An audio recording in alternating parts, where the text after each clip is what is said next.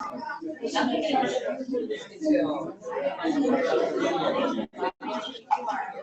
everyone. Welcome. You can grab some coffee and some snacks, and then we'll get started. Thank you so much for coming. I'm Catherine Wygant Fawcett, the Executive Director of the Institute for Family-Owned Business, otherwise known as IFOB. We're so glad to have you all here today, and I'd like to thank Key Private Bank for being our title sponsor. This is the third in our three-part series of HR for the Family Business. So I will invite Bill Becker up to say a few words. Thanks, Catherine. You're welcome. And welcome, everybody. It's great to know so many people in the room already, having worked with IFOB for a long time. Key Private Bank is tremendously supportive of the work that's being done for the Institute, and couldn't be happier to be supporting this specific series and this specific panel on multi-generational challenges that impact you on the human resource side.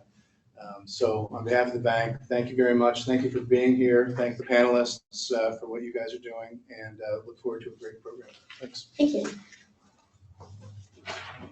I'd also like to welcome our remote users. I believe we have two on the line, so welcome.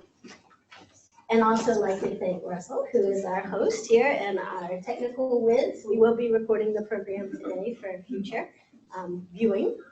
As many of you know, IFOB is a nonprofit that helps family businesses succeed.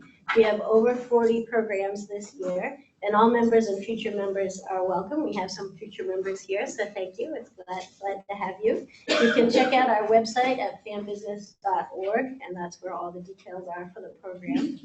Our next one here, and I have invitations out front, is our 18th annual Maine Family Business Awards on May 17th. We would love to have you come and join us. We will have a new host, Cindy Williams from Channel 6, and we will have Lucas St. Clair from the Quimby Foundation and the National Monument.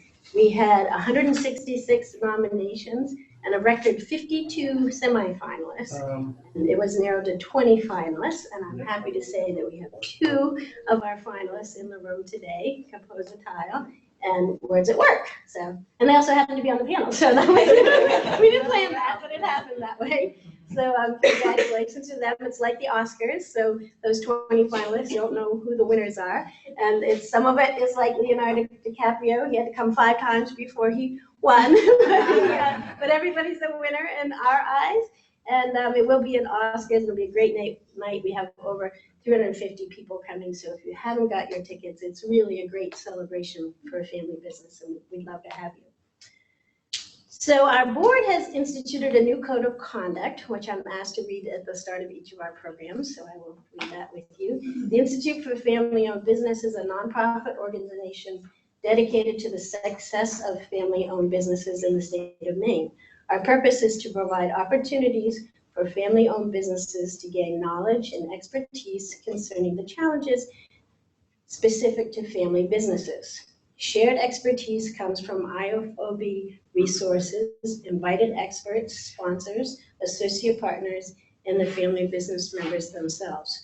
From the IFOB, relationships will develop that are valuable to all concerned. To foster an environment necessary for trust and sharing, trust me, they're going to share today, proceedings of the IFOB should not be used for potential advantage. We expect confidentiality in all matters discussed and shared in our programs. Solicitation of business at events or programs is inconsistent with the overall mission of the IFOB. Thank you for respecting this code of conduct. So today, as I said, we have our final in a 3-part series of HR for the Family Business, and we'll cover supervising the multi-generational workforce. So we have a great presentation by Lee Munheck, who will tell us about the generations. And after her presentation, we will have door prizes. If you haven't gotten your information in your card in here, we have lovely presents or gifts that were given from our panelists. We'll have Emily McChesney, if you want to raise your hand. She is representing Pratt Abbott, and they have a lovely gift certificate. We have our baby or Gen X, sorry, if I go in the order. Gen X is Jeff Messer from Messer Truck, and he brought us a lovely baseball cap and Sea Dog tickets, so we have some of those. Baby Boomers is Paula Mahoney from Words at Work, and she got us pint glasses, so I think that's a really good one. And then, unfortunately, Joseph Buddy Capoza, the grandfather, is not feeling well, so we have, I know there's Joe 1, 2, 3, and 4, so Joe 2 will stand in, and we have a recharging battery piece that at my technology one, they told us that this was really cool, but we'll see. So we hope that Buddy feels better soon. And at the very end, like I said, we have a survey that we'd like to hand out, please. And that really helps us plan our programs for the next year, and we'll have our door prizes. So now I'd like to invite John Lemieux, who is our vice chair from Anton Lemieux, to introduce Lee, who works with John at our firm, and then we'll turn it over to Lee for an hour presentation, and then we'll have a little break and panelists. Thank you. I'm here this morning in two roles. As the vice chair of the board, I want to second Catherine's call. If you haven't attended our annual day, I encourage you to consider doing that. It is a lot of fun. It's a great event where we highlight the very best in family business in the state of Maine. For those of us who go every year, it's kind of old home week. We get to see a lot of people we only see once a year. And the stories that are told, the successes, the challenges that ultimately become successes that we hear about at this event every year are really inspiring. And for those of us who are in family business and who work with family businesses, it's really what happens every day. And so if you think you might have time, I would really encourage you to go online, buy a ticket. If anybody wants to go online and sponsor, that's good too. Yeah, we appreciate that. Yeah, but at the very least, I would encourage you to go. It's a very good time and well worth the time and the money. My main role here today, though, is to introduce Lee Munhang, who works with us at Anton Lemieux as a counselor. And although I know Lee very well, I did write something down, so I want to make sure I say it correctly. So Dr. Lee Munhang is an experienced counselor and trainer with a strong interest in how generational differences play out in the workplace. She has worked in Fortune 500 companies and as an academic. She specializes in career development, helping with decision-making and general career management issues. She is incredibly bright. She's very personable. Don't set me up. And having watched her work with clients of our firm, she makes a profound difference in people's lives. So, Lee, it's all yours. Thank you, John. That may have been a little overstated. I first of all want to just acknowledge how happy I am to be back and involved with IFOB. Actually, about 20 years ago, I was working I was a co-director of the Center for Continuing Education at USM, and IFOB was actually run out of my department. So I had a chance to attend a number of board meetings with the likes of Maddie Corson and Shep Lee, and so I had a wonderful first orientation to it. So it's really lovely to be back. I want to talk a little bit for a minute about how I got involved in this topic. This kind of came to me sort of in the most interesting way. I've had an active career coaching practice for 25 years, and in the last 5 years or so, I started working with a lot of baby boomers who would come into my office and say, "I gotta retire. I'm working with so many millennials and they're driving me crazy and I'm trying to supervise them and I'm done. I'm just done." And I said, well, before we throw the baby out with the bathwater, let's talk about this. And then likewise, I taught at USM for 20 years and worked with a lot of millennials there.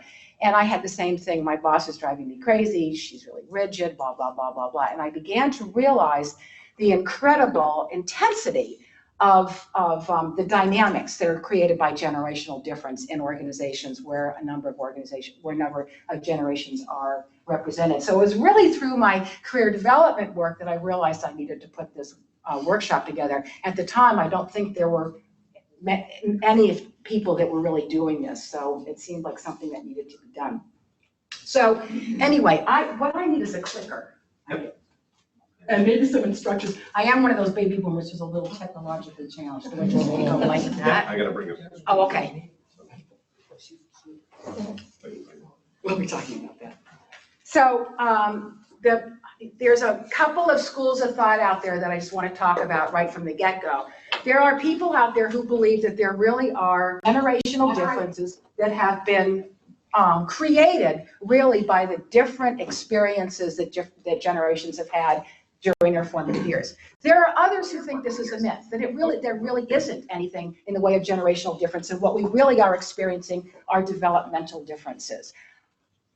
The more I get into this topic, the more I struggle with trying to decide which side I'm on. But I think it's useful to at least talk about some of the differences that we definitely observe and perceive. And instead of trying to maybe attribute causation to that or try to identify what the reason is for it, that we really just sort of think about what we're observing. So really, we're going to talk about observations. Is it there? Not yet. There we go. Oops, but I think I just advanced it. Yeah, so you should be able to, wait. There you go. Is this working? Yeah, it is showing Okay. now. Yeah.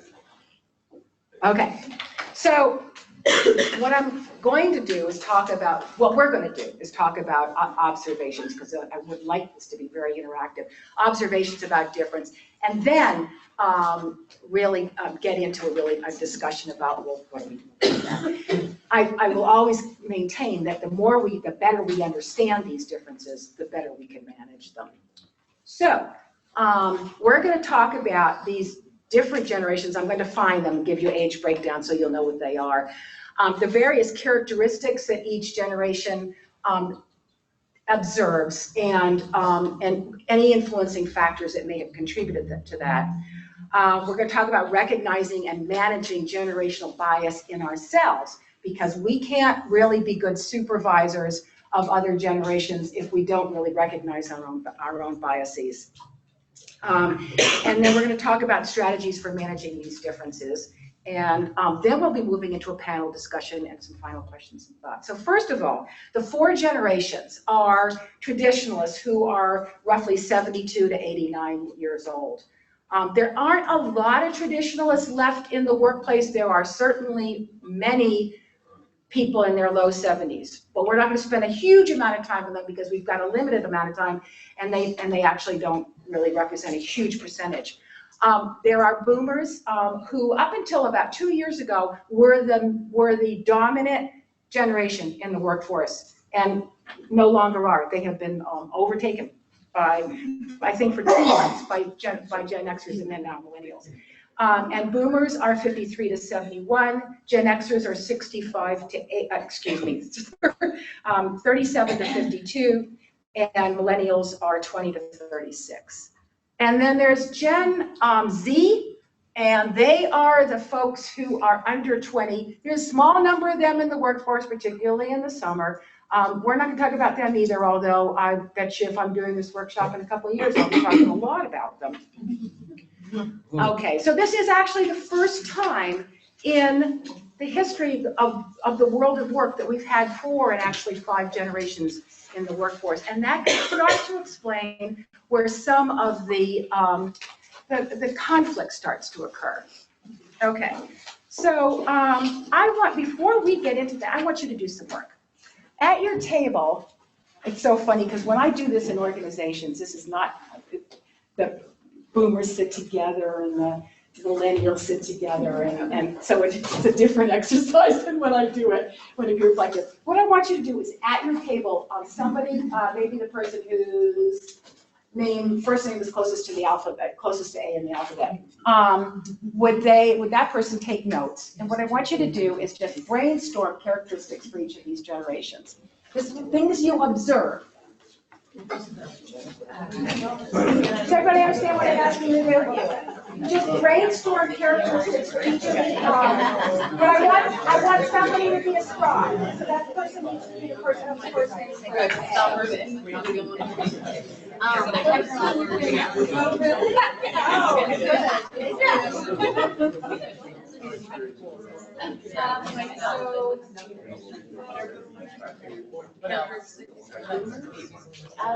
Not sure. I was just about to say someplace.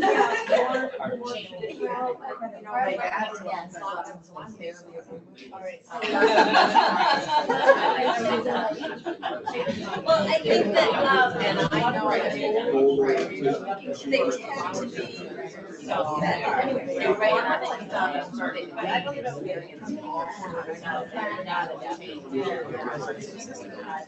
yeah, yeah. Yeah. And then, oh, you're right. Yeah. And in today's world, there's one.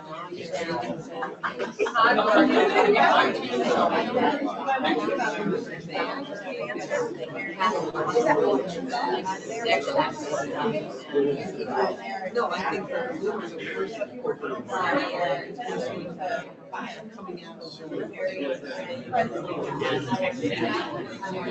well,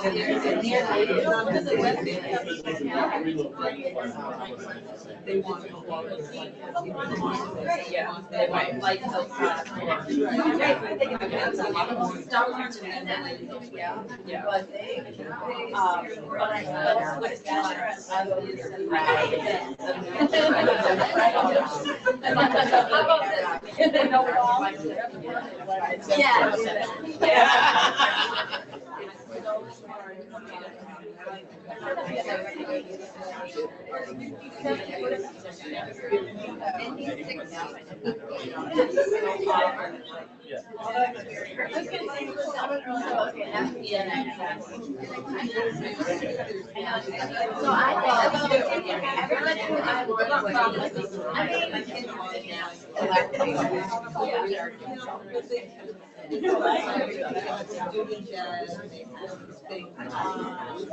I'm not thinking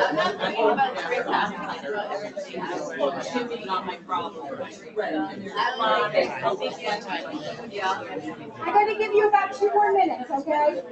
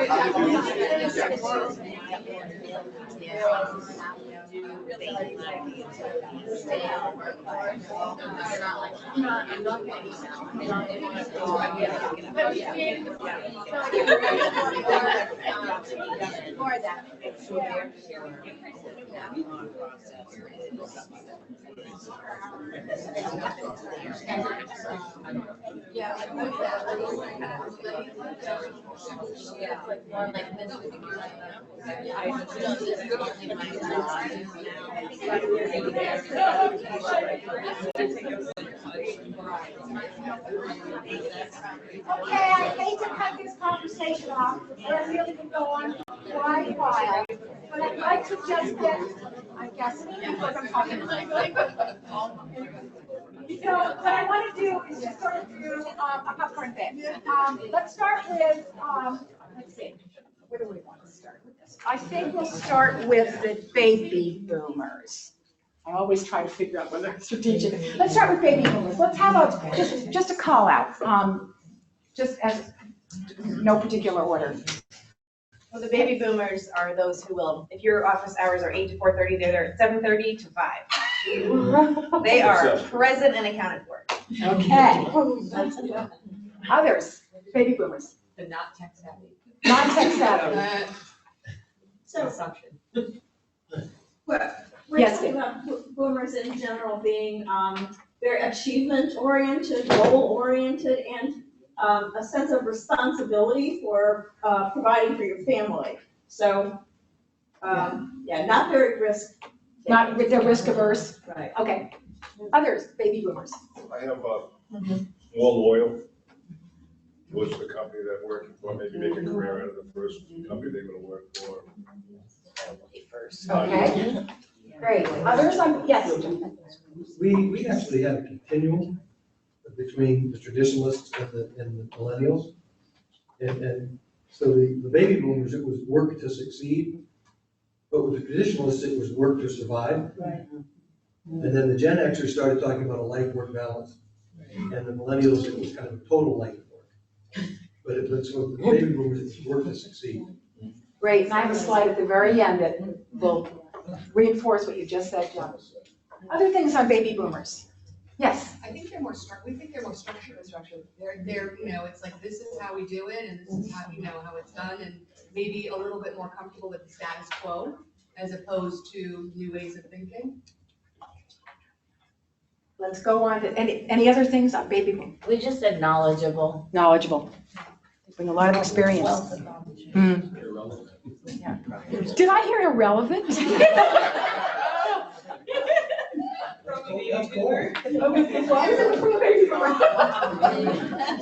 know, it's very funny. I was telling a few of you this, or digress for just a moment.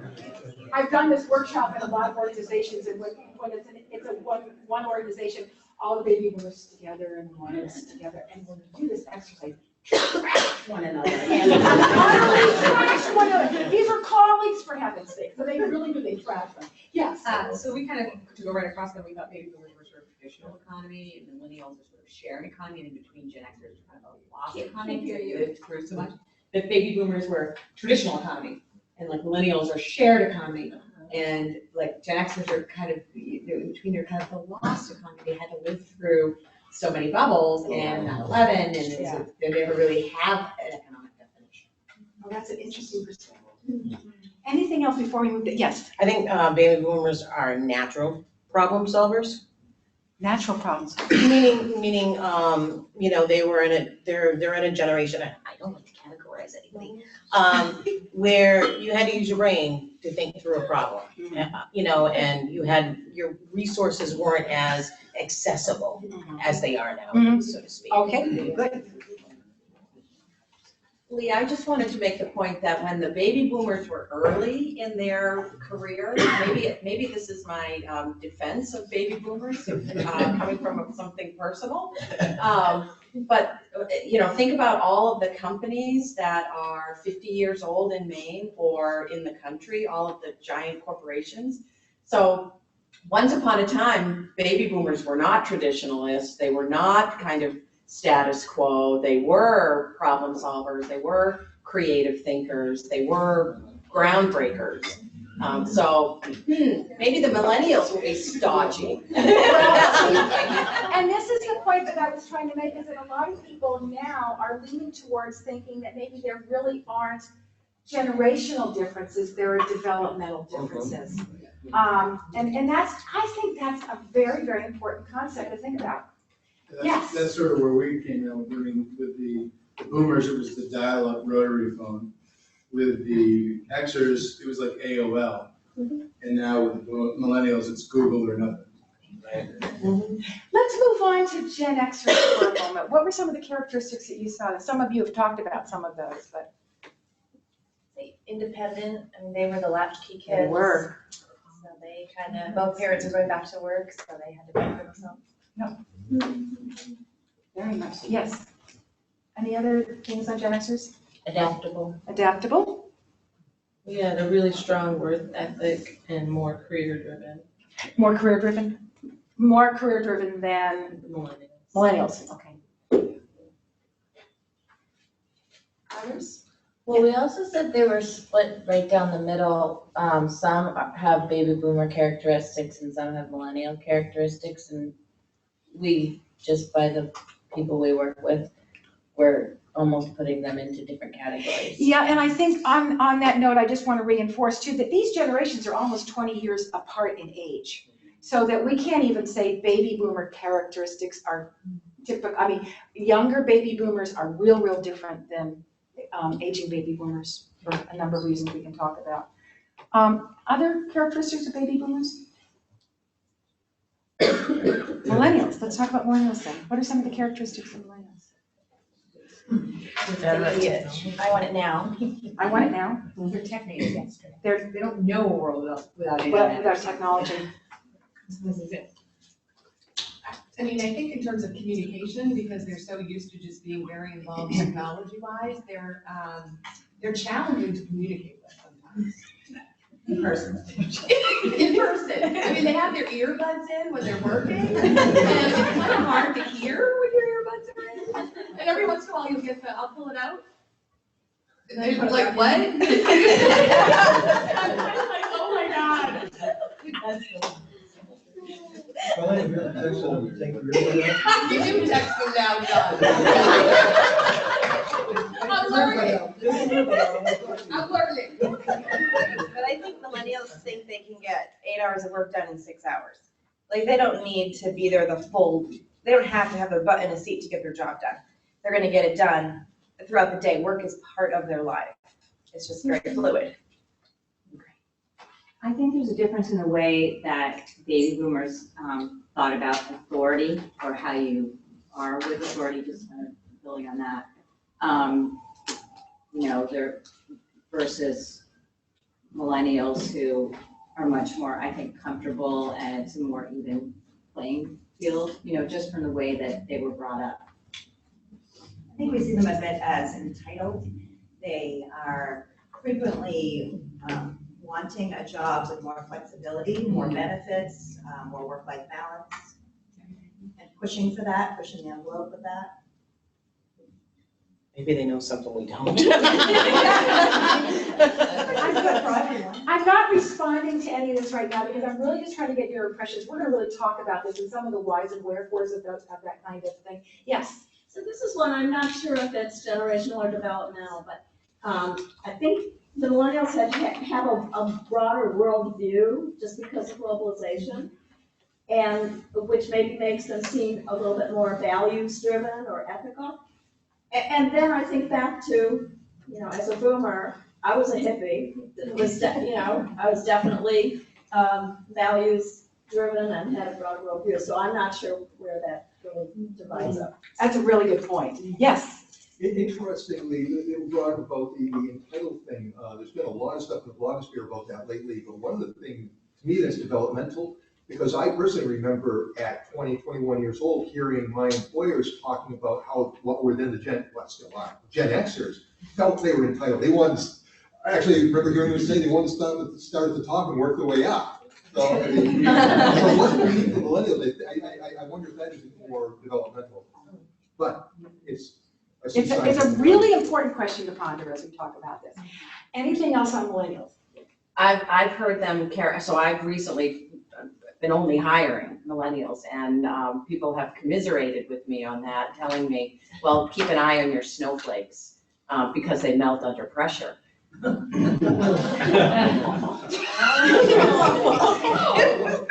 mean, that's a tough,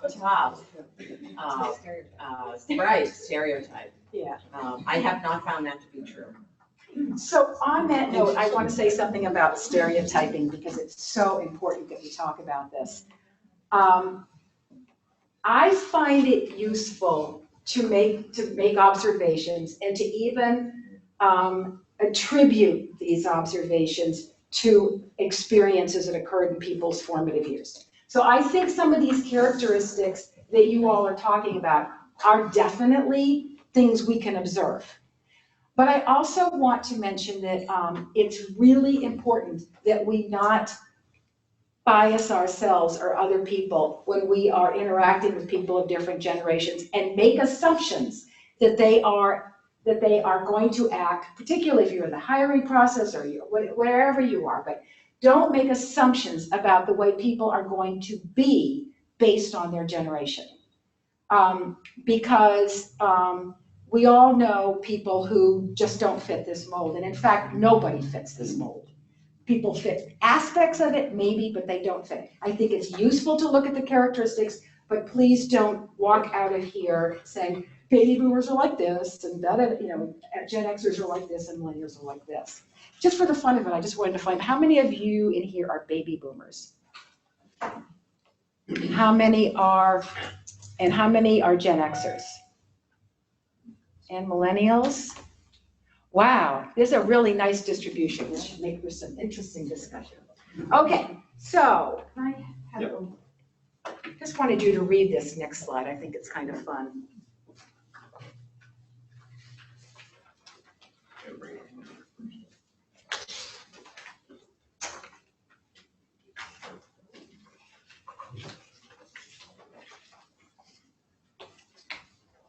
Oh, do you? Nope, that's it. Oh, no, that's not it. It's the next one. I didn't move, so.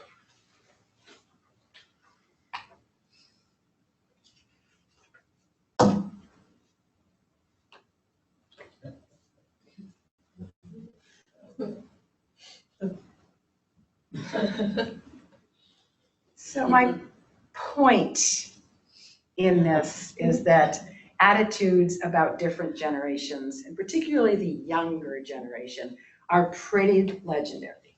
They've been around a long time. So this is nothing new. I mean, this focus on, trying to understand the younger generation has been going on for a long time. Why is it so important to understand these different generations? Well, we know that failing to do so can lead to some significant problems, not the least of which is really, really poor productivity. We know there's problems with retention, unhappy employees, and loss of customers. So the first thing that I hope I can convince you is that there may be generational differences, and there may be characteristic and work ethic and work style differences that we need to accept, but we need to go beyond acceptance. We really need to develop strategies to manage this because it will affect our business if we don't. Okay, so why are we different? Well, I touched on this a little bit. If we are different at all, it's because we are defined by the experiences that took place when we were going through those early formative years. And if you think about it, you think about the differences, for instance, in what different generations have had in terms of the political environment that they're living in or have lived in, the development of technology, the leaders of the time, music, TV. I was doing this workshop, I think it was at Diversified, and I was trying to come up with some music that was typical of the different generations, so that as they were walking in, they could hear different music. And I went to try to find music for not Gen X, listen to me, I've been in academia too long, Gen X, and some of that music was pretty trashy. So I said, maybe this isn't really suitable. So, I mean, there really are different musical genres that have poked their head out. So it's really a function of what was informing us. And also, not just us, but the parents who were raising these generations. Because much of what we see in millennials, when we talk about this, but much of what we see in millennials comes from parenting styles. All right, so let's talk quickly about traditionalists. Do we have any traditionalists in this room? It doesn't look like. Some in spirit, but not here.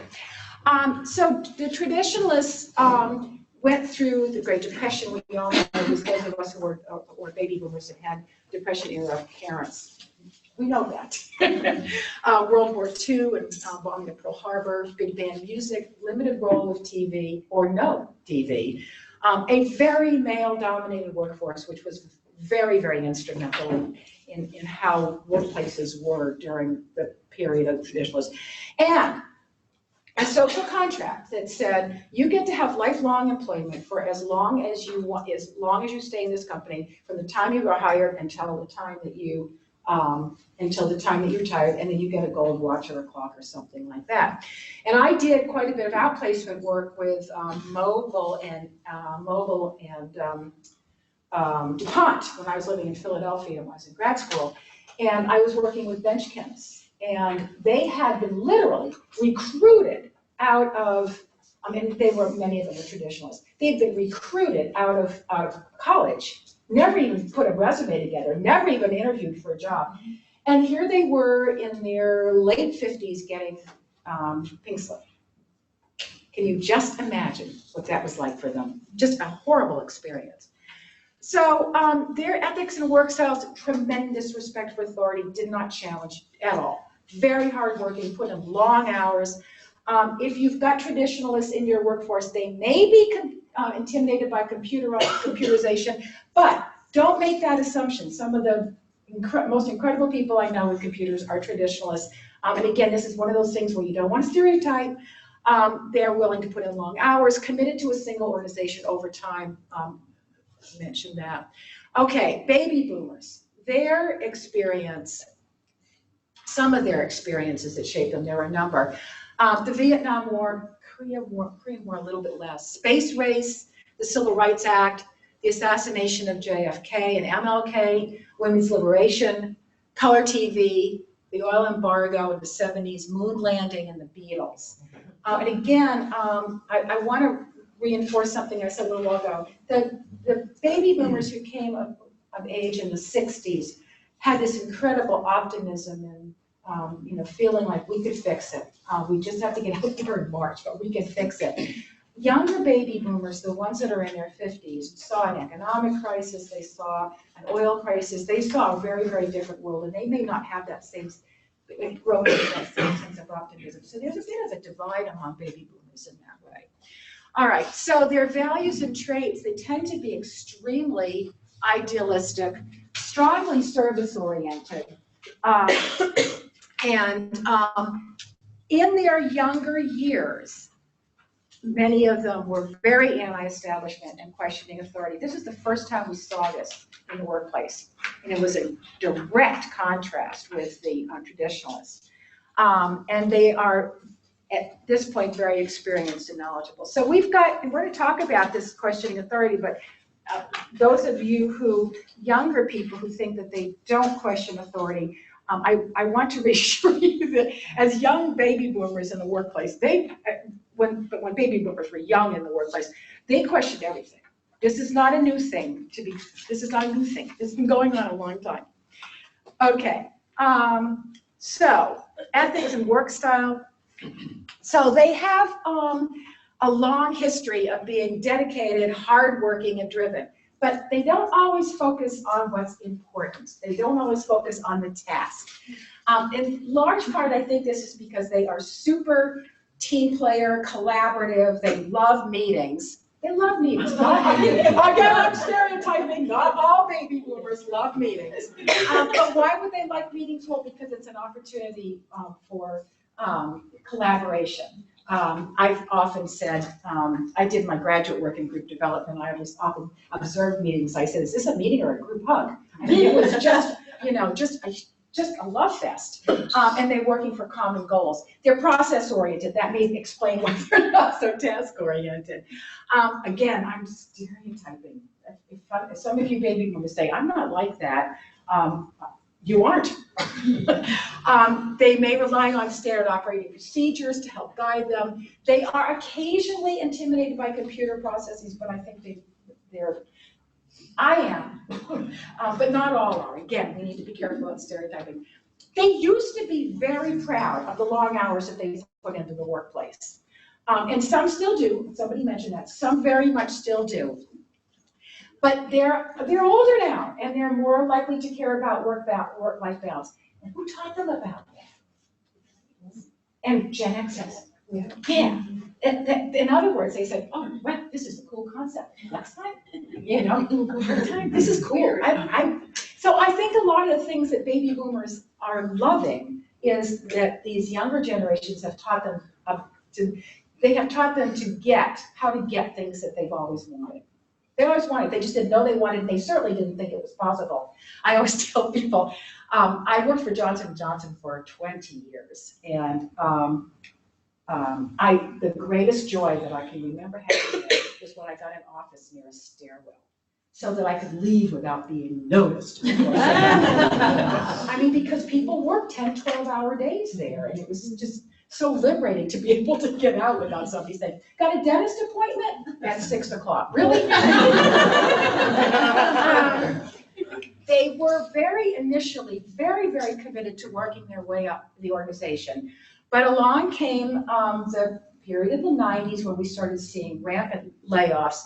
And this generation, like the older the traditionalists, saw a complete breach in the social contract that had said you get to keep, as long as you were showing up, you know, you were getting here, you got your seat by 8, you left at 5 or 6 or 7 or whatever it was. But as long as you put your time in, you got to keep your job until you retired. And then all of a sudden in the 90s, we started seeing all of these layoffs, and there was a tremendous breach in the social contract. And now all you get to do is keep your job if you are needed, if your department is needed, and you are productive, not loyal. Loyalty has nothing to do with it. Productivity. So this generation was the first generation to be really, really hurt and changed by this change in the social contract. So they stopped being as loyal to their organizations and started shifting their loyalty more towards their career, and realized that loyalty was pretty much a thing of the past.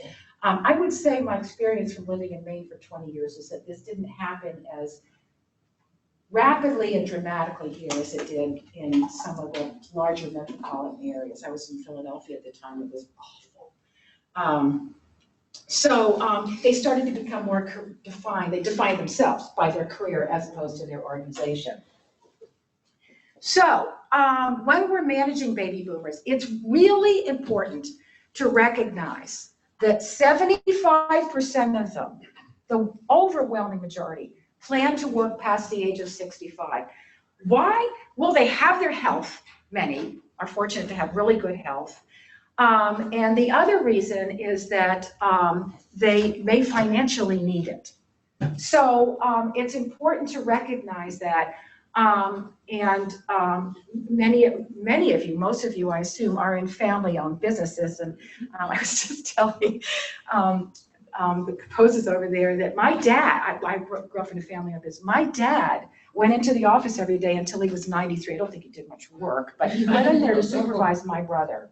It was in his 70s. So I think particularly in family-owned businesses, you may see people who are planning to be engaged well past 65 because they have such a great stake. It's not just a matter of retiring and leaving a job or leaving an employer. These people that are in this age group still want very meaningful, purposeful work. And so to the extent that you can provide them with horizontal career paths or something that challenges them, that gives them new opportunities, maybe a lot of opportunity for mentoring younger employees, is really important. They will stay active and engaged in your organization if you give them opportunities to do that. If you don't and stick them on a shelf, they will not stay engaged, and they will find if they can afford it, they will find the golf course a lot more inviting. So assess different work styles with them. They may want to keep working, but they may not want to work, 40, 50, 60 hours a week. So help them assess whether flexible work styles are possible in your organization and possible for them. We need to keep these folks. We don't have enough people in the pipeline to just let them go. We just can't do that. There are not enough people coming up through the ranks to be able to fill the slots that we're going to have huge, huge problems with filling positions if we don't do a better job in encouraging people who actually want to stay in the first place to stay in the workforce. So I want to tell you an example. I was playing golf last year with a guy from IBM, and he was on phased retirement. So first year he cut down to 3/4 time, second year he cut down to halftime. I said, well, what happens to you if you decide you want to stay? He said, I love working halftime. I got to play golf a couple days during the week. I love it. I said, well, what if you want to stay? He said, I can't. We have company policy says once you go into phased retirement, you have to go. And I said, well, that is just the dumbest thing I've ever heard of in my life. And he was a high-ranking manager, extremely valuable, lots and lots of experience and wisdom. He could have easily mentored somebody who was job sharing with him. And he couldn't figure out for the life of himself either why they had such a ridiculous policy. But I guess we have to remember who created these policies. You know, these were younger now baby boomers who created these policies. And some companies have been very rigid and not addressed them. So one of the sort of hallmarks of the things we're going to talk about is it's going to be really critical that we look at our company policies that make it hard for both baby boomers and millennials to want to work there. Really, really hard. Okay, so let's take a look at Gen Xers. Yes, as was pointed out, they were the latchkey kids, very, very independent. They experienced a divorce rate increased divorce rate among parents, in large part because their moms were working and had some of that independence that they had before. They saw their parents laid off, and so this is the end of organizational loyalty, totally the end.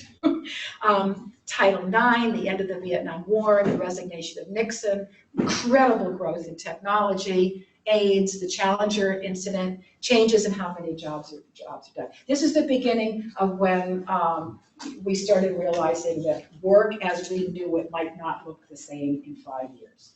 And in fact, many of the people I did outplacement work with were actually, there wasn't a way of going to another company to do what they've been doing. That job had disappeared. It had completely disappeared.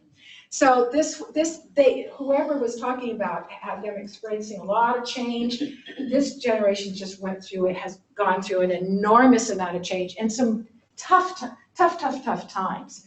So when you look at the traits and values, they are, of course, very self-reliant and very, very independent, flexible, entrepreneurial, again, because they basically raise themselves. They're creative, they're adaptable. They need to have a lot of variety and stimulation in their work or they will get bored extremely easily. Like boomers, they're socially minded. They're used to structured life. And I heard somebody say that boomers really like the structure, but this is a group of people who actually grew up with very structured lives, but are also very adaptable. So that structure was there to give them some boundaries. And one of the things that this is a first too, they believe that respect has to be earned. It's not about showing up. It's not about being loyal. And it's not about putting your time in. It's about doing good work. And this is the first time we really hear a lot about this in the workplace. So when you're looking at some of the work styles that they exhibit, you see high degree of skepticism and very distrustful of authority. Like boomers, they're very team-oriented, but not so process and group huggish, because they're really into getting things done. So they like teamwork as a means of getting things done, and value collegial working relationships. They're very techno-literate. Again, very results-oriented, and they want their contributions valued irrespective of time in the seat. It's not about whether I got there at 8 and I left it at 8. It's about the fact that I got this thing done and it's really good, it's making huge contributions, and I want to be recognized for it. So that they have this really work smart rather than hard attitude. They need a lot of feedback. Some of these folks are still pretty young, they're 36, 37, so they need a lot of feedback. They want their work, this is again a new thing, they want their work to be a source of lifelong learning. They want to constantly develop, and they want their work to contribute to the totality of who they are. And they expect to have a lot of fun and enjoy themselves at work. So it's a real work hard, play hard. And this is the first time we see an interest in work-life balance. So when we're managing them, helping them understand the importance of organizational culture might be important.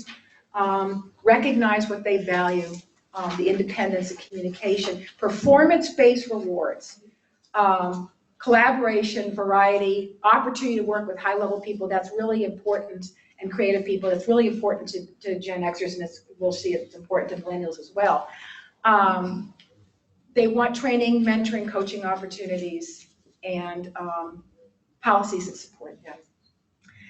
It's really important to help them to manage their frustration with less productive workers. This is a generation that does not suffer fools. Their people are not working well, and if they're managing people who are not working as well as they should be, they will have no patience and no interest in keeping them. So they may be very, very quick to want to terminate people. So you may have to help them have a little more patience. And then encourage them to seek training opportunities if you need to, and leadership and active listening, because they're all about the task in many cases and not so often about the process for getting the task done. So, last but not least, millennials. Millennials is a fascinating group of people to me. I have a daughter who's a millennial, and I'll just how many of you have children who are millennials? So many of you are millennials, and many of you have children. So this is going to be old hat. This generation has never grown up in a world without war. Never. Baby boomers, when the Vietnam War started, it was like, oh my God, this doesn't happen. We don't go to war. We don't do that. This generation has never not experienced war. Terror and frightening situations, terrorist attacks. They're scared to death of global warming. Desert Storm, Columbine, so terrorism right within our own country. This is a generation that has seen the diversification of the workforce, communities. And I don't know, I know there's some people in here that do, other people besides me that do organizational development. I'm going to go out on a limb here and say in about 5, 6, 7, 8 years, diversity training will no longer be necessary. I just think this generation just doesn't even think about difference. It's just what it is. So social networking is obviously a very, very huge part of what they've experienced, and obviously the web. So their values and traits, they're very self-confident, sometimes a little bit more, I think, than they deserve. Very tenacious, and despite the fact that we have been at war, they've experienced all these terrible things, incredibly optimistic, and I've done a lot of work thinking about why this is, and I honestly think it's because I don't think they see this as an aberration. I think they see this as just the way it is. So they're optimistic despite the fact that, they don't see much relief in global warming, they don't see an end to war, they don't see anything, but they've never lived without those things, so they don't, and I think they almost may be stunned by it. It may just be so prevalent that they almost disengage themselves a little bit from it. Although we do see a lot of millennials that are becoming, activists in some very, very incredible ways now. They question everything, but as I think as Dana pointed out, that's what baby boomers did too when we were younger. They want lots of feedback and coaching, and I want to underscore that and underscore that and underscore that. Because if we want millennials to stay in our workplace, we need to provide that for them. They will at least talk about and make efforts to go elsewhere if they don't get that. Feedback and coaching. And I'm going to talk a little bit about what that coaching looks like in a second. They live very much in the here and now. History is not important to them, and your 5-year plan isn't particularly important to them either. They really are very grounded in the present. And if any of you, like I, are parents of millennials, you probably find that really, really frustrating. They're intolerant of boredom. They cannot stand, and so they do a lot of flipping from one task to another. So you've got to keep them very, very engaged and challenged. They are reputed to want instant gratification, and they want to blame others if they don't succeed. Now, let me just say something about this, because I think this is part of the whole entitlement concern. This is the generation that when they didn't get to play, if they weren't a great athlete, they got to play anyway, right? Their teachers and coaches let them play. My generation, if you were a lousy hockey player, you didn't play. You sat there and watched other hockey players play. You were used in practice. That was it. This generation got to play in the playing field no matter how bad they were. They didn't do well on a test, they often got a chance to take the test. So their parents really felt in many cases that they were capable of nothing wrong.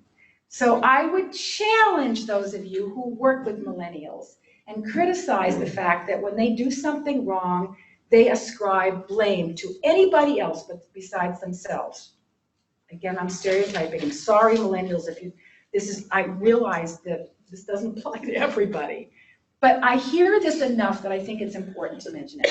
I just want to suggest to you that the way they got that way is through parenting and teachers. That they didn't invent this on their own. So those of us who are working with millennials will need to teach them how to take responsibility for themselves, how to own their own stuff. Yes, John? How does one address the dichotomy between them being very self-confident and ready to blame others? Because they are self-confident because they didn't do it. They didn't do it. Somebody else did it.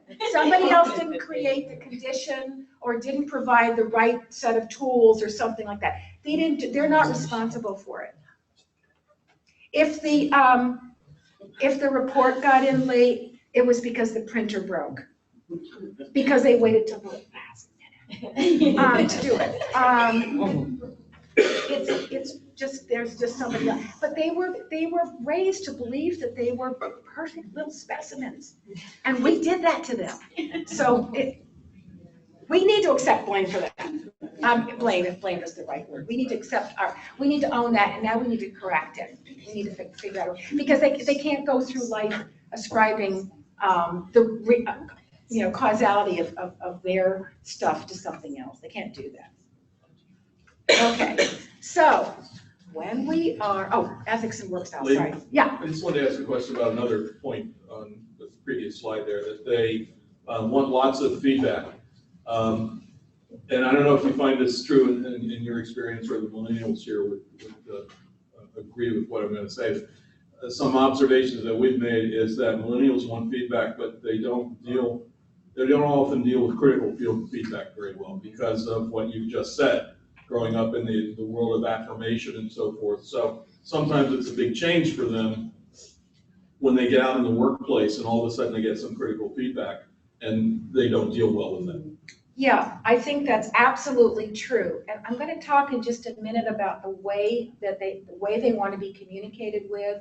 But I can address that now. They actually want their supervisors to be not just supervisors. They want them to be friends, mentors, coaches. They want to have a very close working relationship where there's constant communication. And I think where you get into the problems, John, that you're talking about is when they are getting formal, sit-down, constructive feedback. But if you give it to them in more of you might try doing it this way. This helped me when I was blah, blah, blah.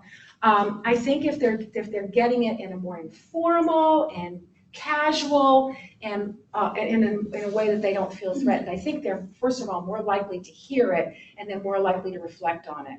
Because they're actually a pretty reflective group of kids. They really do like to reflect on how they're doing.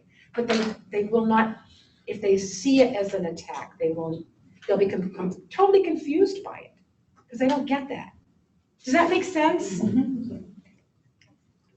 Okay. All right, there. So, did somebody else have a question? Okay, so their ethics and work styles are quite different than baby boomers and somewhat different than Gen Xers. We describe them as doing a lot of multitasking. I'm going to tell you that I don't think that they can multitask because they have the same brains we all have. And none of our brains multitask. Our brains are not wired to multitask. We can do sequential things, but we can't multitask. We cannot focus on a lot of different things. But these folks are fairly recently out of school, and there is nothing that is more about sequential tasking more than the way we teach kids in school. They go from one class to another, they never stay on one topic or one task very long. because that's why our school systems are created. So I think that they really, what we see them doing is not trying to do 16 things at the same time, but moving from thing to thing to thing to thing. And because they get bored easily, they want to do that. So I don't think, and I think if you have millennials who are trying to multitask, it's an opportunity to have a conversation with them because they're not going to do anything very well if they're trying to do that. None of us can. They're very technologically savvy, although there are many critics who will say they're more gadget savvy than they are technology. So they actually may have trouble learning your programs because programming is different than gadgets. So don't make that assumption that they're going to pick up your software all that easily. They seek purposeful and challenging work, I think maybe more than any other generation that preceded them. They make decisions about where they're going to go work based more on whether there's going to be purpose in that work than whether there's going to be a lot of money. When you think about that, these kids have a lot of debt, college debt, huge debt. Life is very, very expensive for them. So you would think that money would be at the top of their list in terms of priorities, but it isn't. It's purpose. For the most part, again, I'm stereotyping, but for the most part, it's purpose. So if you want to keep your millennials, you need to make sure that they see a sense of purpose. And all of you run organizations where there's a huge sense of purpose, but that doesn't necessarily mean that they are going to connect with that unless you help them.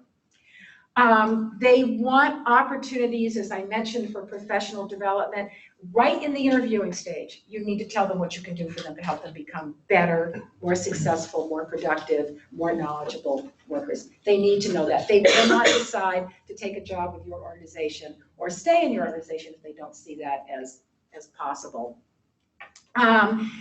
And this is what I was saying, they really desire a boss who has a completely different relationship with them than what we have seen in the past. The boss who occasionally gives, does like maybe every 6 months has a sit down and then every year does a performance review. They don't want that kind of boss. Actually, probably none of us do, but again, it never occurred to us to change the rules. But they want a boss who is very constantly communicative with them, and who serves as a coach and a mentor. And then I think they'll hear the critical stuff. They expect to progress quickly. We need to help them manage this. They have very, not unusual. I mean, I think this was true of baby boomers too, but we see this more in millennials. They expect to progress really quickly. They make their high expectations known. Let me say something about this. I'm beginning to think that the real difference in these generations is not so much the different work styles and work ethics and all those characteristics. I'm beginning to think that it's the difference between whether people verbalize their expectations or they keep them to themselves, or they're aware of their expectations or they're not aware of them. So if baby boomers went to work at 8 o'clock in the morning and came home at 6 o'clock, it never occurred to them it could be any other way. Millennials said, it doesn't have to be like this. Gen Xers a little bit paved the way for them, but they said it doesn't have to be like this.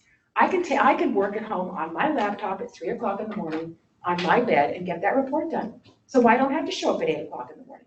And I'm going to tell people that that's what I want to do. So I think it's more a function of being willing to express, not being willing to, really expecting to express their needs than it is to, that they're really that different.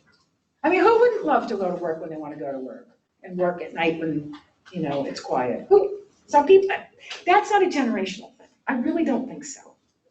So anyway, so the fact that they've been able to make their high expectations known has rubbed some people the wrong way. But I would like to suggest to all of you that you listen to it.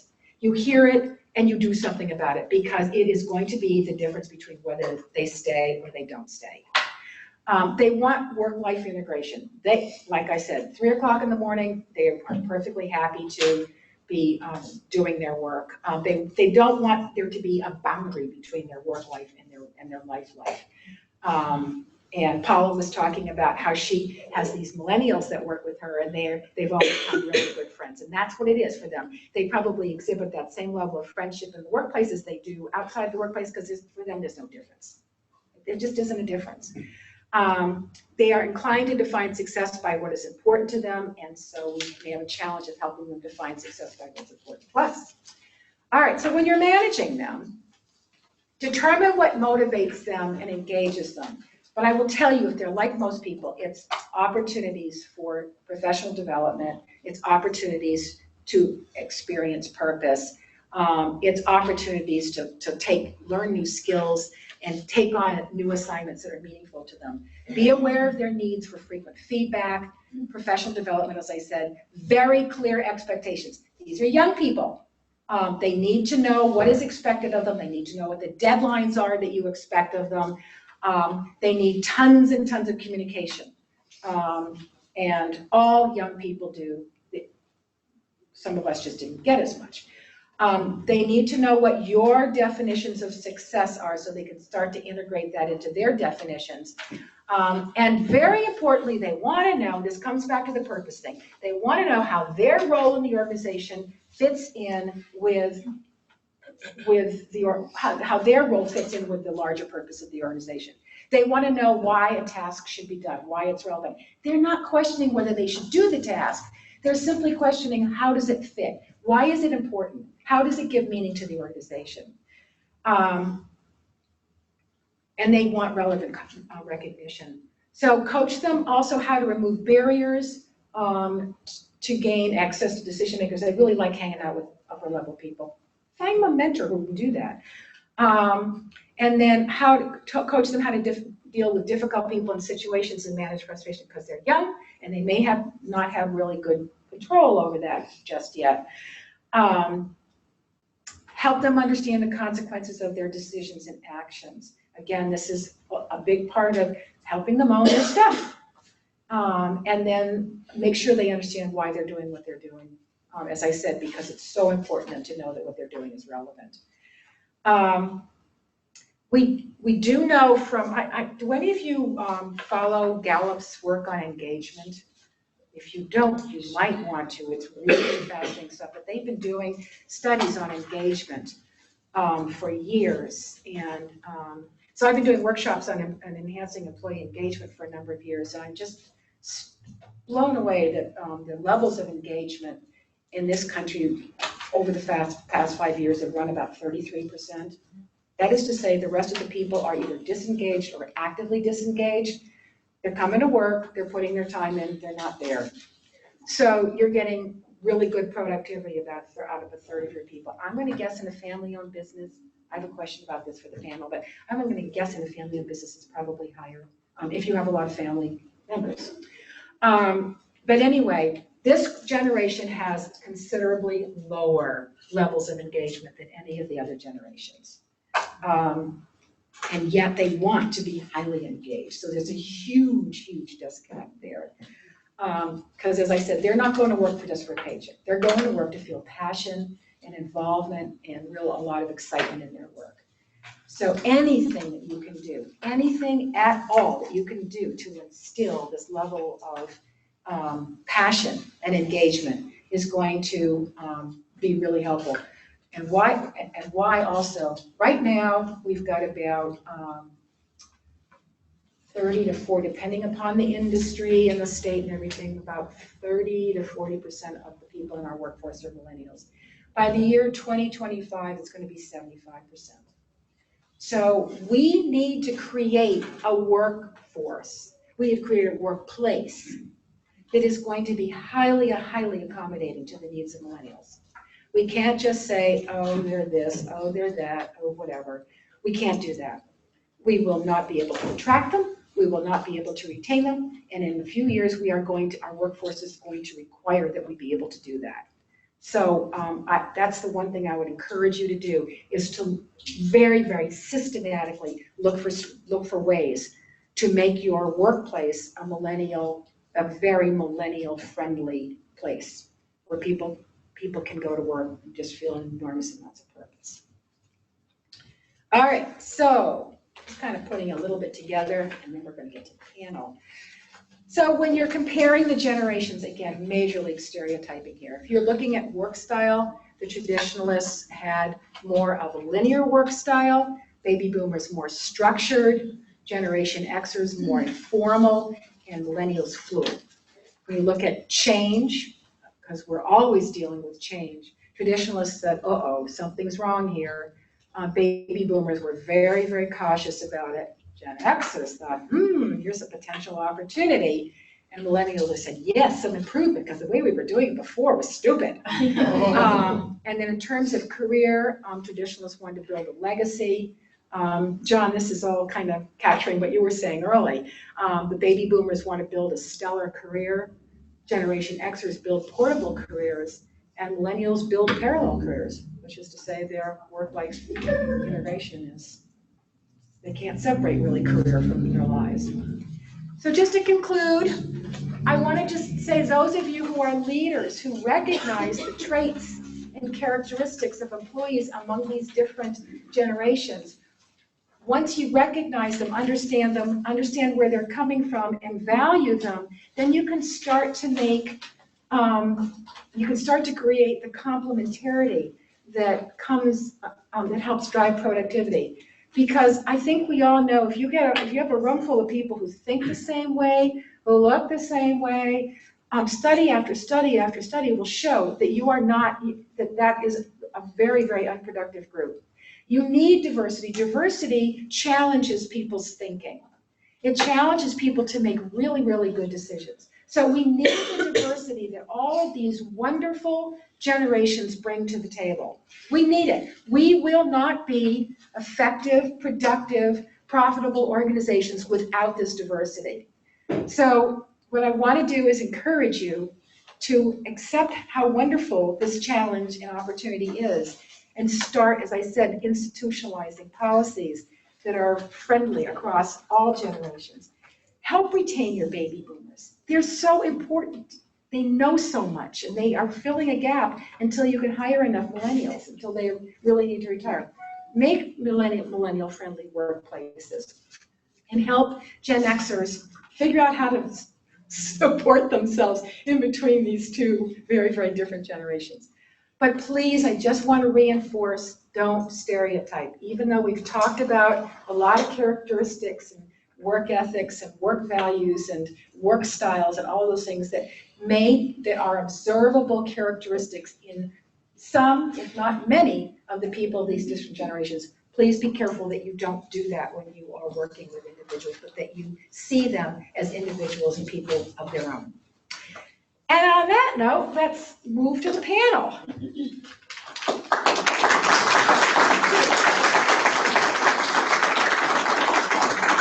So if I could have the panelists come up.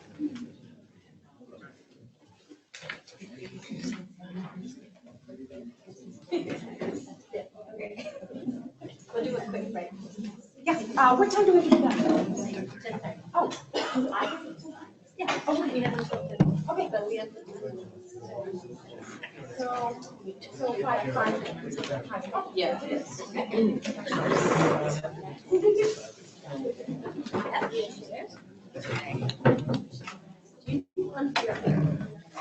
No, I'm okay. It happened Tuesday. Okay, what we've done is we've organized a panel of people to represent.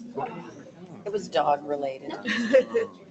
Chasing the dog? Represent each of the generations. No, the dog chasing another Joe dog. is actually a baby boomer who is going to sit in for his dad, although you can answer questions from any perspective, either perspective that you want. So and what I've done is I've got about 15,000 questions here, and I'll put them in an order that I think will be helpful, most helpful. So let me start with, what are some of the key challenges you observe related to generational difference in your family-owned business? Emily, can we start with you? Yeah, I mean, I think the challenges for our business are the same as, any other business, but with a family business, it's a lot less formal, and you're also dealing with them with your parents. So you have, the added thing of, is this thing my father's doing annoying me because he's my father, or because it's the baby boomer way of doing it? So that's a really interesting dynamic then, is that you've got these generational differences that are both familial as well as people from outside the company to deal with them. Yeah, so that's an interesting, very interesting perspective. Paula, you had said that you. Well, so I'm the flip side of Emily. So my first employee was my son, who happens to be the same age as Emily, and I can remember how frustrating it was because Colleen was saying earlier about the earbuds. So we'd have the earbuds or the headphone thing going, and I'd be trying to talk to him about the project that I needed done. And he was all about, well, I'll get it done, Mom, because I'll be up until midnight. You don't need it until 8 tomorrow morning. Why do I need to do it now? It's only 2 in the afternoon. Well, because that's the way we work here. We don't work at 11 o'clock at night. So it's interesting talking this all through, but I think it's also very interesting that recognizing that it could be somewhat developmental and that there's a piece of the millennials that really reflects how I was when I was that age. All the things that we say about millennials fit me and was said about me by my bosses who are all traditionalists when I was in my first jobs. So I'm hopeful. For me, it was kind of an expectation piece. I'd hired a young receptionist just out of high school. She had a year of college, I think, and she could not show up to work on time. And, the phones were on at 8. You need to be here at 8. And just sat with her and worked with her. And I don't know, maybe it's my military background, but the very next day she shows up at 8:15. And I was just like, you couldn't even do it for one day. And so it was frustrating. Explaining the expectation, then her inability to meet that. Yeah, and I've just to add to that, a lot of millennials have young children, and they've got to deal with the school bus in the morning. Their kids aren't necessarily old enough to just drop them off at the school bus and leave. So we need to make a distinction whether they're slackers or they've got a very legitimate reason, and then help them work through how to deal with that problem. We may have to change the hours that they come in if they've got a school bus issue. Mm-hmm. Yeah, and that's a challenge. From a traditionalist point of view, and when working with my dad, I always would be frustrated with the way he would maybe do something. I said, why don't you do it, you can do it this way and get the same result. But his way was, the only way at that time. But I've noticed that with my kids, I get the same thing from them. Why are you doing it this way? We can do it this way and get the same result. So it's like you kind of mentioned, it's almost like repetitive in the generations, the same traits. And I think generations have been questioning that older generation, the way they do things this time. Exactly. I don't think anything has changed there. I think that's just what younger people do. What are some of the strategies? Let me go into this one. How much of a difference, if at all, do you see in the work styles, level of engagement, and plans to remain with the company between family members who are millennials and millennials hired from outside the company? This is kind of a tough question. I don't know if it's going to apply to all of you, but for those of you who work in companies where you have family members who are millennials and you have people outside the family, do you see a difference in engagement? I'll start where I came out of a military career, to go to work for the family business. And the offer was made from my father, come see if you enjoy it and then go do something else. If you don't, it wasn't, you have to come take over the business. That's the be all end all. And so it at least made me feel like I had an out. If I didn't enjoy it, I could go do something else. Shifting gears to kind of non-family members in the business, I think the mentality has very much changed. I mean, I just had my service manager retire after 45 years. This was his only job. He'd been in the Coast Guard, and he came to work for us, and that's all he did. I'm not expecting that from my new hires today. They're going to work for 3 to 5 years and then go do something else. And so we need to kind of change how we set up our jobs and how we set up our positions to work around that. Yeah, I think right now, one of the big things that I'm personally working on is I feel like every millennial we hire, you almost have to make the case of why they should stay and why they shouldn't just be there for 6 months or a year. So that's something, we've been working very hard on, whereas in the past, some of our older staff, they've been working there 35, 40 years. And we're working on, no, you can retire. Like, you don't have to be doing this at 75. So I think, that's a shift that's happened over the generations. You guys seen that? Well, I think that would be a good question for the millennials that work in the company, because when I was really running the business, I dealt with the Generation Xers mostly. And they seem to be more career oriented. I didn't have a lot of, I'm not really dealing with the millennials as much, but I don't know. From what I see, they're all pretty driven and they're all pretty loyal. The people that we have in our company. So you're saying you don't think you see a different engagement among family members versus non-family members? Not really, no. No, I think we're pretty open with both, Of course, I can be more forthcoming with family members as far as, constructive criticism. You don't have to be as sensitive in a sense. Oh, really? Yeah. Well, they can take it. It's just, I don't see a whole lot of difference, really. We have a lot of family in our company too. Yeah. There's 3 siblings in each department. So that might be why you don't notice as much pushback. Yeah. And again, I'm not in that like I was with the Generation Xers. Well, I think there's a couple of ways you could see that too. One could hypothesize that millennials going into a family business may even feel, I don't want to say coerced, I think that's too strong, but that just the expectations that they're just going to go into the business. So they don't have the same experience, Jeff, that you had of knowing that out. So in some ways they might feel a little bit less engaged because this isn't necessarily what they might have chosen if their families didn't have a family business. But then they could also feel highly invested and more engaged, therefore, than people from outside for whom it is a job. So I think there seems to be different ways. Paula, did you have something you wanted to say about that? Well, it's a little different for us because right now I don't have neither of my boys are working in the business. One is, I told him he was useless to me with just a BA. He needed to go off and become valuable and worldly. And the other one is currently working on his BA in philosophy. So we're going to become the wise words at work.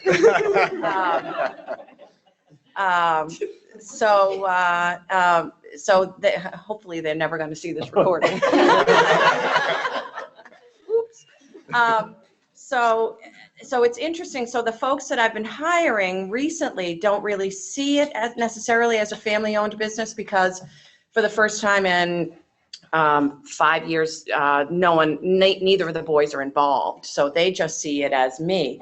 And what I can't necessarily figure out is why they're not so amazingly excited about working for Words at Work for the rest of their lives, because that's what I've done. So why wouldn't they want to do that too? So that's some of the stuff we're working on. And so they're all millennials. 2 of them have young children. And we're sitting down this month to talk about what makes this a place where people from your walk in life want to work. So let's build that.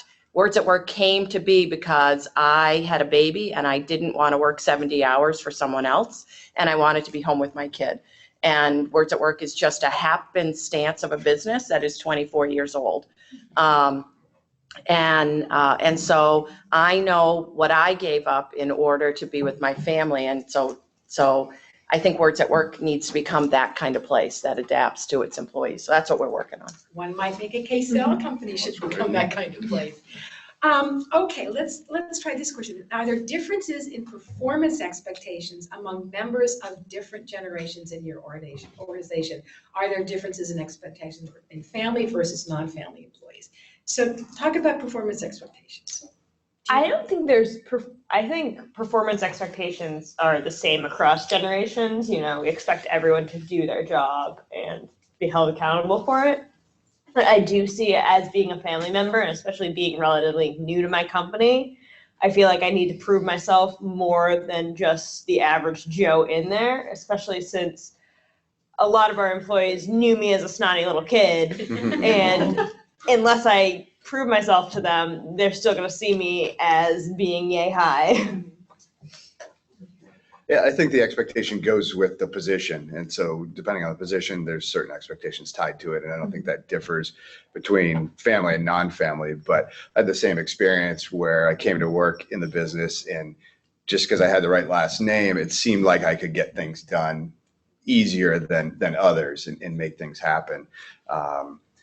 So I think being a family member and then becoming a manager or owner, you have certain responsibilities and abilities to get things done. From my father's perspective, he always told me you have to work twice as hard as the people you're working with to gain their respect. I've always preached that to my kids as well, and I think I think it's a good policy. I mean, I don't know if it's. Was he saying that because you're a family member, you needed to? Yes, yeah, I think, yeah, if you're gonna lead, be a leader in the company, I think you have to gain the respect of your employees, and his way of, getting that done would be to work twice as hard. I don't know if that's the right way or not, but it seemed to work when I kind of preached the same thing to my kids as well. Does that go back to, you gotta be the first one in there in the morning? Yeah. You gotta turn the lights off at the end of the day, and It's a lot, it is, it's a lot of, puts a lot on you to be like that, but, and I don't think they, subscribe to that, to the, as much as I had done, but it's worked, I think, for them as well, it's. I realize you don't have any family members right now, but do you want to take? Well, so the biggest learning, it was, I think for me, was how to frame my access when the boys were working for me. That because I didn't have a chance to catch up with them during the day on a project, didn't mean that we could talk about it all through dinner, or that I could wake them up in the morning before I headed out for my 7 a.m. crazy meeting to talk about it. So we learned some labels and some language to help us manage that stuff. And, they called me Mob. Was that it? Moss. They called me Moss all the time. And when I was doing that, it was a combination of mom and boss. So if I was mossing, I was not doing it right. So I needed to be one or the other. So I would say, my kids taught me more than taught me to recognize things that I wasn't aware of. Let me just check in with the back of the room for a minute. Can you all hear? Yeah. Okay, good. That's great. All right, let's try this question then. We've talked a lot about typical behaviors and work styles among people of different generations. Just to remind me of what I said is I just really don't want to stereotype the way people are, particularly viewed. But how true do these characteristics that we talked about ring true for you among different generations in your various organizations? Yeah, no, I'll start with kind of me personally as a Gen Xer to talk about independence and kind of goal oriented. And I would agree with that and can kind of see myself in some of those discussions. But I think we have more fun with it in our organization about you see something and you're like, oh, that's because you're a millennial, or no, that's because you're a baby boomer, rather than that becomes the stereotype and you can't break free of that. So I think it's just a piece of the puzzle, and we'll use that to help understand why someone may have done something or has a different mindset, but it certainly doesn't frame people. Do you see among other employees the characteristics, typically these characteristics among people of different generations? Sure, yeah, no, I've got some millennials and some baby boomers and then Gen Xers. So I got the three generations, and yeah, I can see pieces of that and all of it. But then you can also see kind of some baby boomer stuff in the millennials and some of the stuff they do. Every person's different, so it's hard to pigeonhole. I gotta agree with that. When I was looking at all the traits for the different generations, bits and pieces are of every generation, and that's my experience in the business as well, The technology piece, though, is definitely, I think, the millennial trait, with the Twitter and the emails and text messages. And, I do all that. well, I don't do Twitter, but it's very, going back to the quotes, those 2 quotes that you put up there. I think it's just a revolving thing. Yeah. With the youth and the older people and the youth And I've certainly seen all of so I have had a classic millennial who was a snowflake, and the person's name will remain anonymous, melted while I was on vacation, left her key and a note when I came back from vacation that the person was no longer in my employ. That was very responsible of her. Yeah, I thought so. She text you? Nope, no text. But I also now, in fact, yesterday I had one of my team tell me such an amazing thing about the purpose that she finds working for us, because her work is, she can see the value of her efforts in the result that our clients get. And, so I think it's person to person, more so than generation to generation. I was clearly a millennial in my first job. I was labeled the outlaw in a 1-tin town. Think about that for a minute, when you're 26 years old and trying to find your way through a big corporation to be labeled the outlaw. But my bosses loved me because I looked at things differently and I got things done.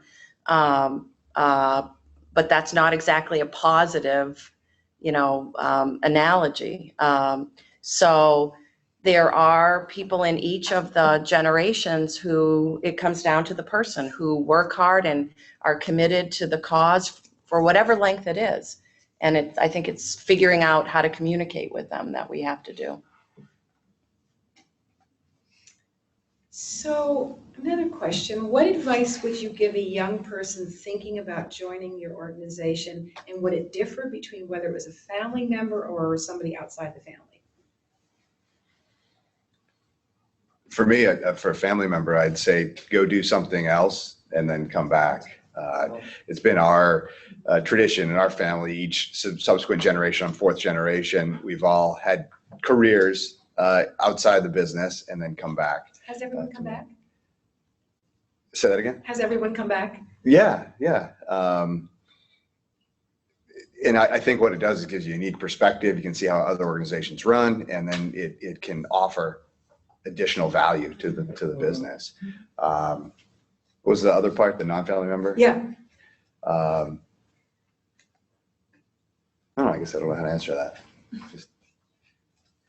Well, perhaps a lot of organizations would say to a family member, because they were a family member, that they may or may not need some prior experience because they've kind of grown up in the business. But with somebody outside, your qualifications might be some prior experience in something. Mm-hmm. So it might be a moot issue. Yeah, although with the industry as it is right now, in our industry at least, finding skilled technicians is impossible. And so really we have to find inexperienced people and then train them, exactly, kind of grow our own. Yeah, that's a huge challenge in Maine, everywhere, but really in Maine. Sure. No, it's national. I mean, Yeah. you look everywhere, it's kind of that precept that everyone has to go to a four-year college and then work in a white collar job, and no one really wants to get their hands dirty and do technical work. So we're kind of reaping what we sowed. Any other thoughts on that question? I think this actually came up in our next gen group, and not specifically the advice part, but I think a lot of our parents, of the people whose parents were 2nd generation or 3rd generation, they were always taught, you are entering the family business whether you want to or not, go to college, study something related to it. And I think our generation, pretty much everyone that I've talked to about it it's really been, you can join if you want to, it's here for you. If you want to do something else, that's great. But I think with our generation, and the boomers have really instilled on us, like, it should be your choice to enter the business. What caused that to happen, do you think, Emily? Probably free love and working with the traditional. That would be. Was it a rejection against what you'd seen? I think it's probably backlash from, having traditionalists. Would you guys say that? I think some businesses failed because of that the next generation felt it was their birthright to take the Yeah. business. And so they just suck cash out of it and Right. aren't invested in it. And the next thing you know, the business fails. Yeah, I think so we're a first gen business, and one of the things I caution people about when I'm interviewing them is kind of the expectation of the work ethic, because after 24 years, there is no work-life balance. There is just a carefully woven tapestry. And not that there isn't an end to my day, but when somebody doesn't step up and do their share, to me, it's clearly evident that they don't have the level of commitment that I want. So that's something that we talk about right away in the interview process. And then my team, separate from me, talks to any applicant about and has their own way of getting at some of those ethic issues. I think it's hard to work on the outside in a family-owned business because so many people are driven by the family members are driven by a different expectation or goal or passion, and people coming in are coming in looking for a job, not necessarily a lifelong quest. So you have to be cognizant of that, I think. I would give, the advice I would give a family member, if they were coming, I would hope they would have the same thought process as Emily, where, you are known as a relative or a family member. Your expectations are higher. You have to be a little more, a little more than a regular employee. You have to put in a little more time or a little more effort. So I would definitely advise them on that. And if they didn't have that kind of a, thought process, then I don't think it would be a good idea to have them come on board. I think it's important, very important, I think, to be that. We've just come off, this is one of the questions I had planned, but I'm curious, based on what you've just said, Joe. We've just come off, or are coming off a very difficult employment time. We went from very high employment rates to very low ones. And I'm wondering if you've seen a difference recently in how you think about bringing young people in, particularly family members. If you don't really think that they're going to be the right fit, have they gone into the family business because it was the easiest way to get a job during a time when it was really difficult, if they didn't feel they were a really great fit and you didn't feel they were a really great fit? Did you see much of that during the period when we had? No, but my generation, there was that going on, and what didn't work out very well. This generation, in my perspective, it hasn't happened. They've done something else, and they wanted to come into business, and I think that's key. Great. Not to say, like you guys were saying, that you're, right, you're going to come into business when you graduate. I don't subscribe to that at all.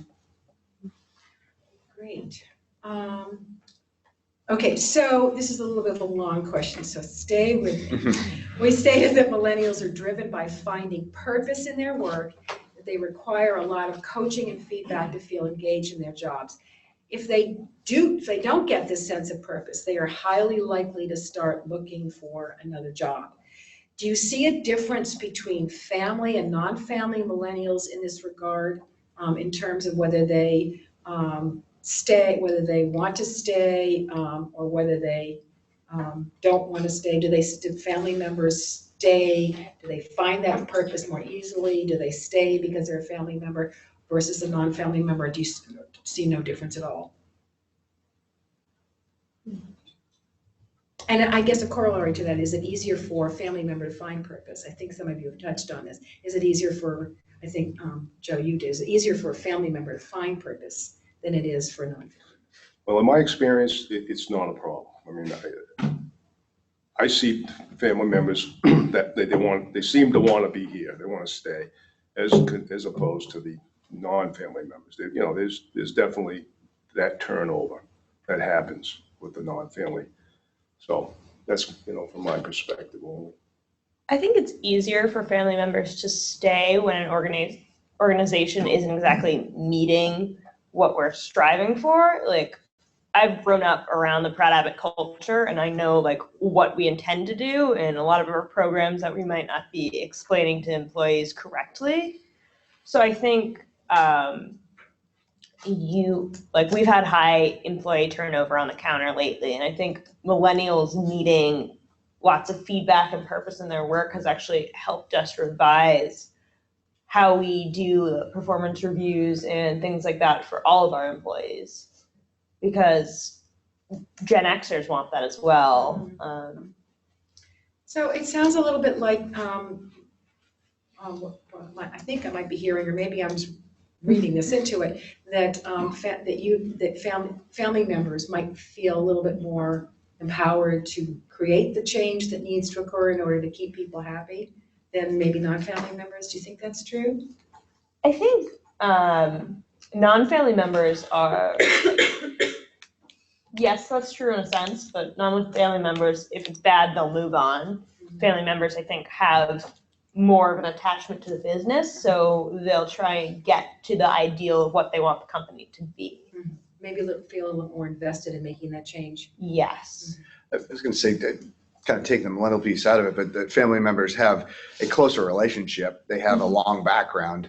They understand each other. And so there's going to be a little bit more communication anyways. And there certainly should be a point to better explain and coach the next generation. But I think that was already happening just because they are family members. And again, without the boys being actively involved, I came out of a culture where we had the annual performance review, and if you were lucky, you had a departmental meeting, maybe once a week or maybe once a month. So there wasn't a lot of individual feedback on a regular basis, and I learned how to do my thing, however I learned to do it, and to engage the folks that I needed to help me to do that. So that's kind of the culture that I thought Words at Work would be when we brought people on board. It clearly didn't work when it was my son and myself. And I bristled against that. I'm like, you're such a smart, capable kid. How come you can't think for yourself? I would find myself saying. And now I'm much the wiser employer 6 years later. And we have almost daily one-to-ones individually with each of my team. And we have a weekly staff meeting that is gospel. We never breach that time period. And we're about to institute another type of check-in where it's a reverse feedback. So having embraced this now and seeing that it does work if you give the millennial people what they want, and it's actually good for our clients, it's like, why not? Yeah, it's so complicated because on the one hand, one might think, well, having family members in an organization is a tremendous advantage, and it is. But on the other hand, it's a huge challenge for family members to supervise younger family members, because that dynamic of being, particularly if it's a parent, that dynamic of being a relationship as well as an employee, it gets very, very is challenging. I want to, at this point, we only have, 10 more minutes. So what I want to do at this point, first of all, thank you. That was really, really helpful. I appreciate your insights. I want to throw this out to the audience at this point and see if you, first of all, have any questions for the panelists or for me or for one another. And then also to see if you have any thoughts or comments on what we've been talking about. Yes. I happen to be a big fan of family businesses for a couple of reasons. One is the culture is, when you're thinking about meaning in work as a reason for millennials to want to work somewhere, I think family businesses provide meaning in work way better than large companies do.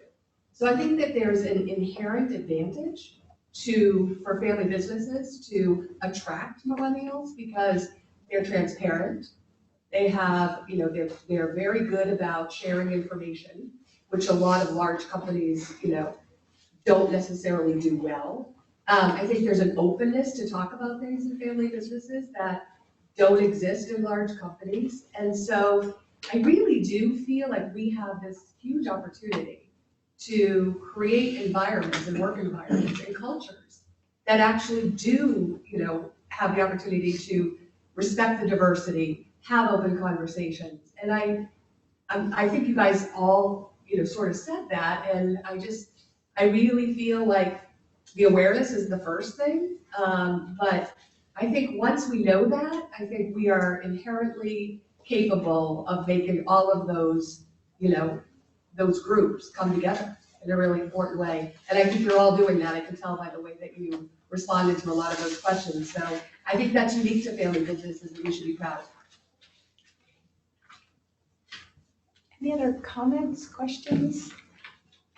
I'm not sure how to say this, but I was intrigued by the family members a lot of times have to work twice as hard and to gain respect, and I think that is true of our business as well. And I wonder if the long work, like in the eyes of millennials, or people who work with millennials, if the long work hours being at the office, 8 to 8 or 7 to whatever, 8 or whatever it was that was respected over the past 50 years is now going to change. And we see the struggle with managers who want flexibility, but can they gain that respect from all the employees, particularly some of the older ones?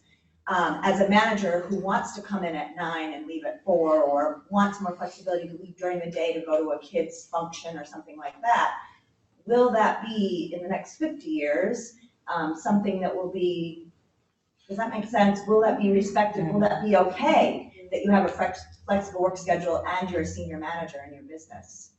Because you see that in large businesses now, in all of the leading businesses across the country, there are people doing it, but it's harder in smaller businesses, as we all know. A great question. What will millennials think of that? What do you guys think? This might be cliche, but I think that you need to gain the employees' respect. They need to respect you before you can do that. Leave work early, or, and then it goes back to that millennials Are there working. other ways to gain respect, though? Well, than working punching smarter, the not clock? harder as well, maybe that's another way to, make that happen. But if all of if your workforce is comprised of millennials, then maybe is the way a manager gains respect still by putting the hours in when the values, Right. when the values may be more based on working hard? Yeah, I think that the respect could come from the wisdom, the coaching, Yeah. helping them do their job better. Yeah, I think the issue, my sense would be the issue will be how do you, you might be able to work that out within the organizational culture, but how does it affect customers? When nobody's home.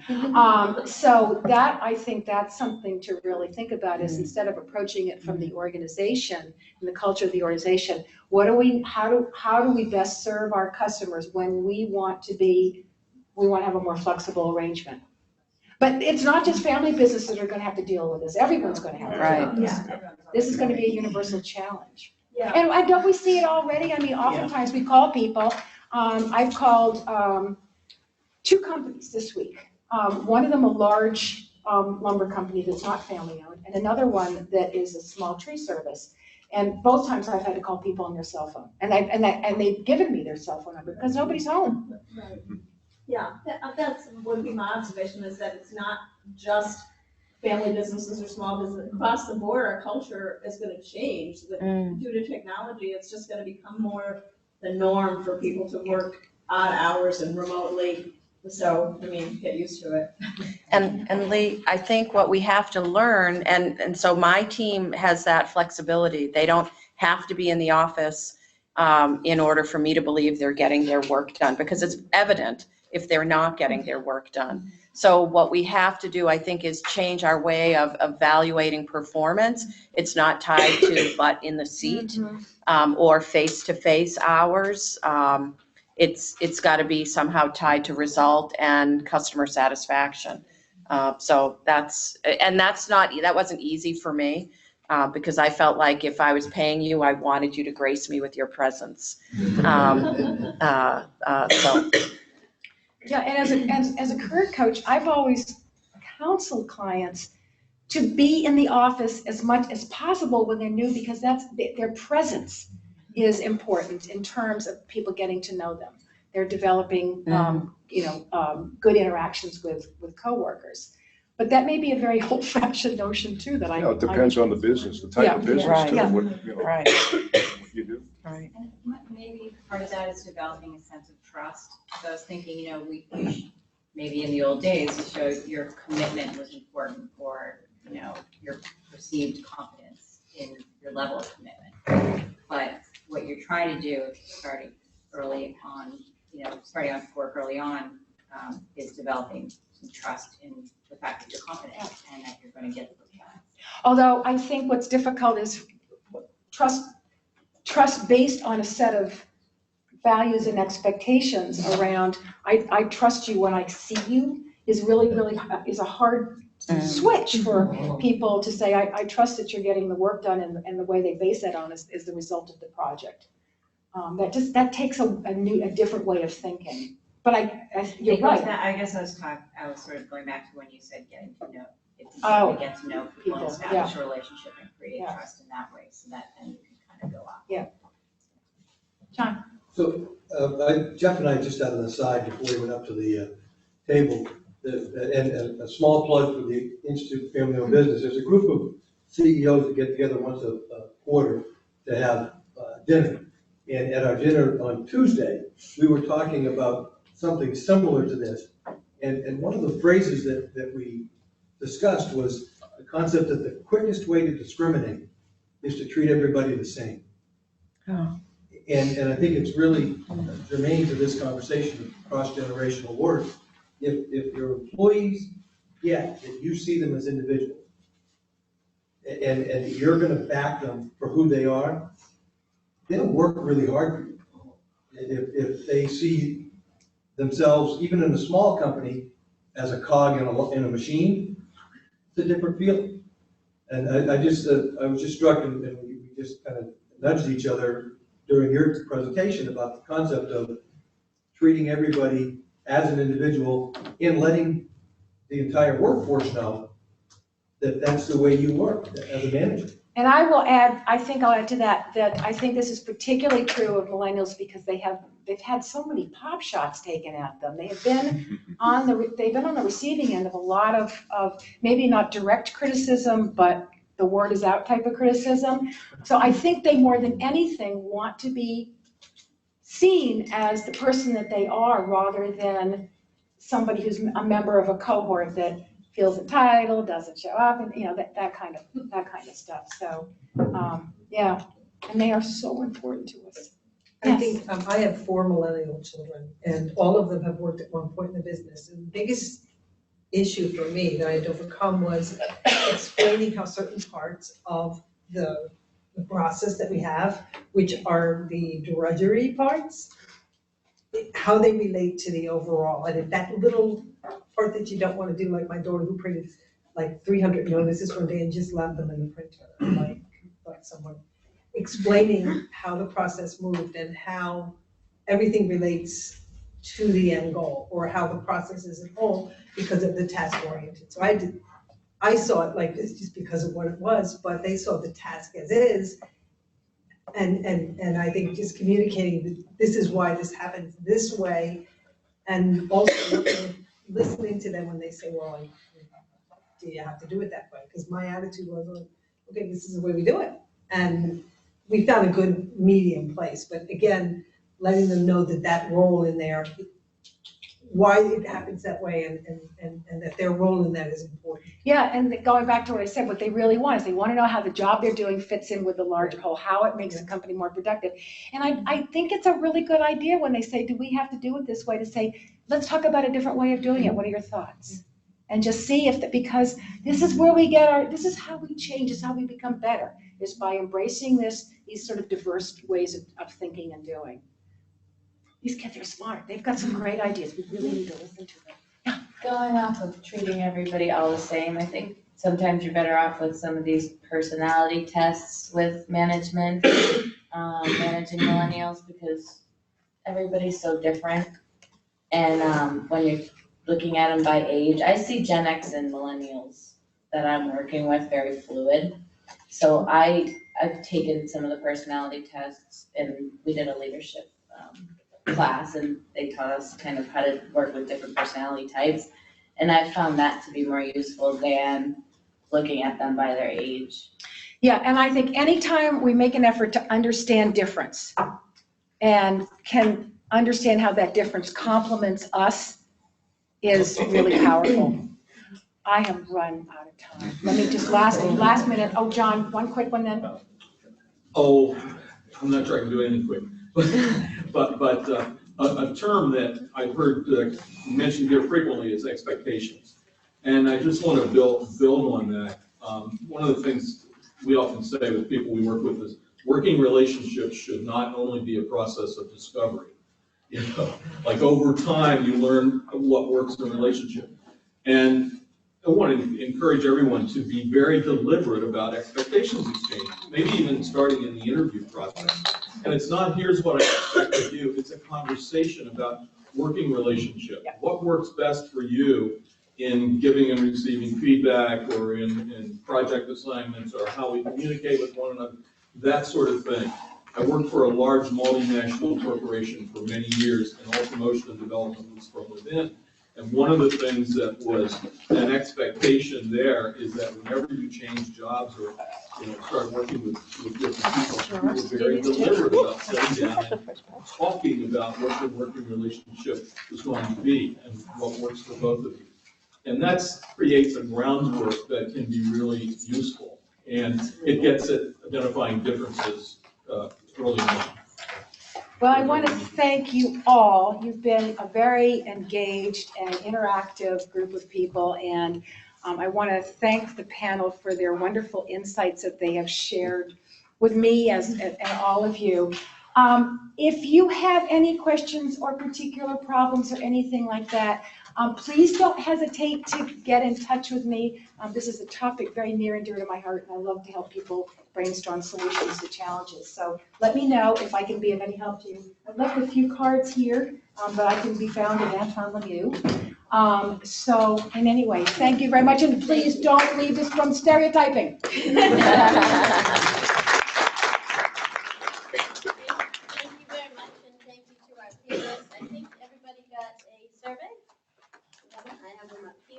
And then did everybody get their business cards in here? For our drawings? Okay, let me just go outside and get one of the drawings.